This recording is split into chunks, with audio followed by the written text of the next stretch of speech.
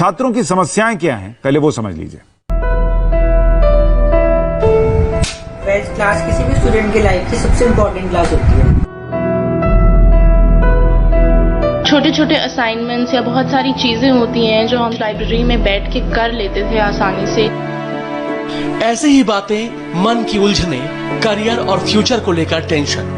School, college और competitive exam की तैयारियों में जुटे भारत के करोड़ों बच्चे, टीनेजर्स और यूथ के दिल और दिमाग में चल रही है। कोरोना की वजह से अचानक हुए लॉकडाउन से स्कूल, कॉलेज, ट्यूशन, कोचिंग सब कुछ बंद है। परीक्षाएं टल गई हैं। करियर को लेकर फैसला लेने का सबसे अहम साल शुरू ही हुआ कि अचानक लॉकडाउन हो गया और इनकी मुश्किलें बढ़ गई।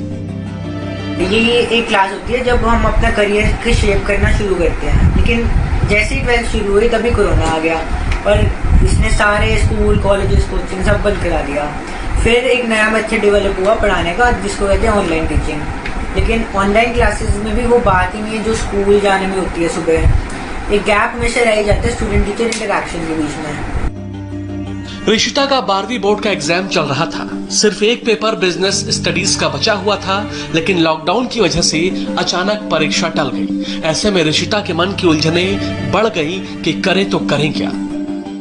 बट अभी भी एक एग्जाम रहता है बिजनेस स्टडीज का और उसी ने सारा पंगा डाल रखा है, क्योंकि अब समझ नहीं आता कि मैं बिजनेस स्टडीज पढूं या फिर फर्दर स्टडीज के लिए एंट्रेंस एग्जाम्स की तैयारी करूं।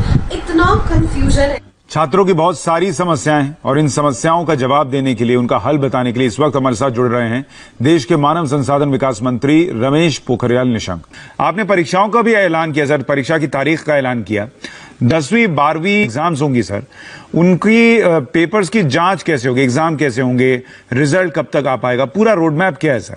देखिए, हम लोगों ने जो परीक्षाओं की तिथि घोषित कर रहे हैं की है, क्योंकि बच्चे के मन में, अभिभावक के मन में बहुत सारी दुविधाएं थी। कहीं ऐसा ना हो कि अचानक कोई तिथि आ जाए और हम तैयार नहीं और कैसे करके होगा। और तो अनिश्चितता की स्थिति अभिभावक और छात्रों के मन में थी। और हमने जब उनके प्रश्नों को सुना, उनकी समस्याओं को महसूस किया कि उनके मन में क्या चल रहा है, क्योंकि मैंने छात्रों के साथ भी लगातार संवाद किया है। करोड़ों छात्र मुझसे जुड़े। मैंने अभिभावकों के साथ भी संवाद स्थापित किया। करोड़ों अभिभावक मुझसे जुड़े और मुझको ऐसा लगा कि जो ये अस्थिरता, इसको खत्म कर देनी चाहिए। इसलिए हमारे विभाग ने तय किया कि 1 जुलाई से 15 जुलाई तक जितने छूटे हुए पेपर हैं, वो सभी पेपर जो मूल विषय के, वैसे तो छूटे हुए 83 पेपर्स हैं, लेकिन वो कुछ वैकल्पिक विषयों के जो मूल विषय के हैं वो 29 हैं। वो उनमें कुछ हाई स्कूल के और इंटर के हैं। उन 29 विषयों के जो पेपर्स हैं वो 1 जुलाई से और 15 जुलाई के बीच उनको हमने करना सुनिश्चित किया है। और बहुत सारे मुझे लगता है हाई स्कूल की तो लगभग सभी प्रदेशों में हो गई थी परीक्षाएं। केवल दिल्ली, पूर्वी दिल्ली का रह गया था, तो वो भी उसी में समाहित है। मैं ये समझता हूँ कि ये 1 जुलाई से 15 जुलाई तक होने वाली जो परीक्षाएं हैं वो होंगी।